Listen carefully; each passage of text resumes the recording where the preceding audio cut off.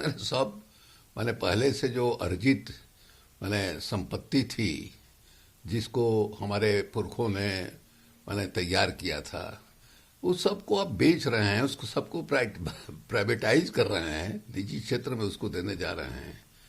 मैंने डिफेंस दे दिया, insurance company दे दिया, बैंक दे रहे हैं, सब कुछ तो आप दे रहे हैं, प्राइवेटाइज कर रहे हैं आपको। उसके बाद जो है कह रहे हैं कि भारत आत्मनिर्भर बनेगा। ये समझ में नहीं आता है कि स्वदेशी की बात करने वाले लोग, अटल बिहारी वाजपेयी के समय भी यही हाल था। वहां तो डिसइन्वेस्टमेंट के लिए एक अलग मंत्रालय ही बना दिया गया था, और उसके बाद जो है ये बैठे हैं जनाब, तो ये बाकी सब चीज है उसको जो है धड़ाधड़ माने बेचे जा रहे हैं, प्राइवेट सेक्टर को देते जा रहे हैं। तो ये बात जो है इन लोगों की समझ में नहीं आती है, किस तरह की नीति है। आत्मनिर्भर भारत की बात करते हैं, विदेशी पूंजी के सहारे जो है आत्मनिर्भर बनना चाहते हैं। विदेशी पूंजी, विदेशी टेक्नोलॉजी, उसी के आधार पर ये आत्मनिर्भर बनने जा रहे हैं। आप अपने क्या कर रहे हैं, सवाल इसका है। आपका अपना पौरुष जो है, मैंने इस देश में 130-135 करोड़ जो है वो आबादी है, उस आबादी का जो 260 करोड़ हाथ है, उस पर आपको भरोसा नहीं है। तो बहुत मैंने कहीं से उम्मीद पैदा करने वाली बात नहीं है किसी भी क्षेत्र में। विपक्ष ने केंद्रीय बजट 2021 को चुनावी राज्यों के लिए घोषणा पत्र कहा है। ये बिल्कुल सही है। अब देखिए कि जिन राज्यों में चुनाव होने वाला है, चाहे बंगाल हो, असम हो, केरल हो, तमिलनाडु हो, किस ढंग से है वो सड़क बनाने का, मैंने कहीं 5,000 करोड़, कहीं 8,000 करोड़, कहीं 10,000 करोड़ जो आप खर्चा करने जा रहे हैं। मैंने उन राज्यों में जहां चुनाव होने जा रहा है, वहां के मतदाताओं को आप घूस दे रहे हैं कि आप हमको वोट दीजिए। यही राजनीति है।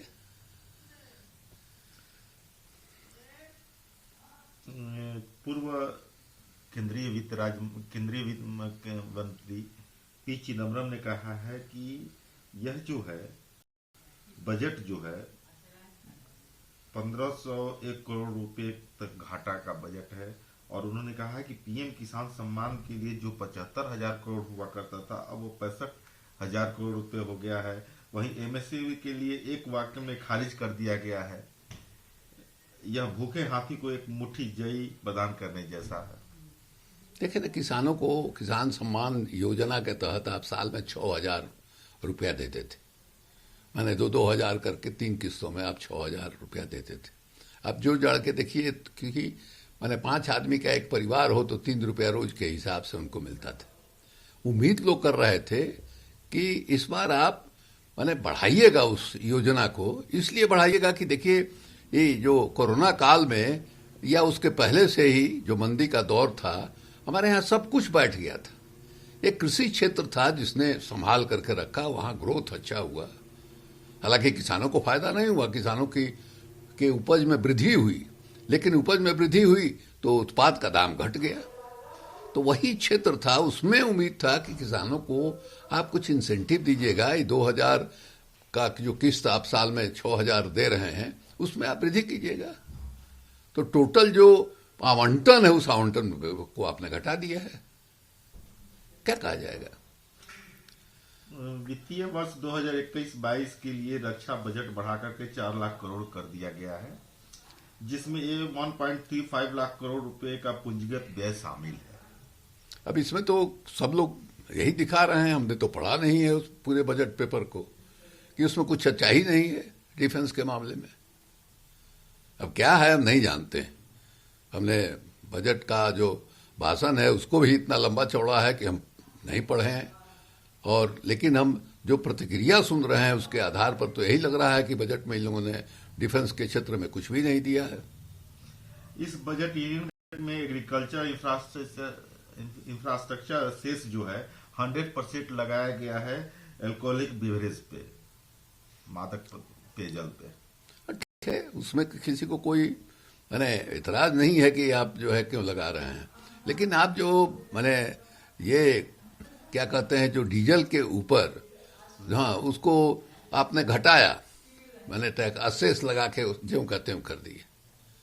अब पहले आप ड्यूटी जो है बढ़ाए हुए थे, तो ड्यूटी का हिस्सा जो है राज्यों को भी मिलता था।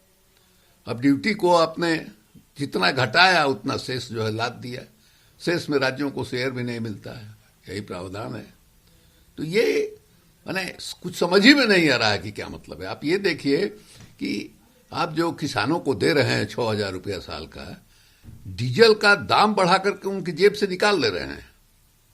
आप याद कीजिए कि जिस समय 2014 में इनकी सरकार बनी थी, या उसके पहले में मनमोहन सिंह की जब सरकार थी, अंतर्राष्ट्रीय बाजार में माने जो कच्चा तेल था उसकी माने कीमत कितनी थी पर बैरल, $100 से ऊपर लांग गया था, और आज उसका आधा है अंतर्राष्ट्रीय बाजार में।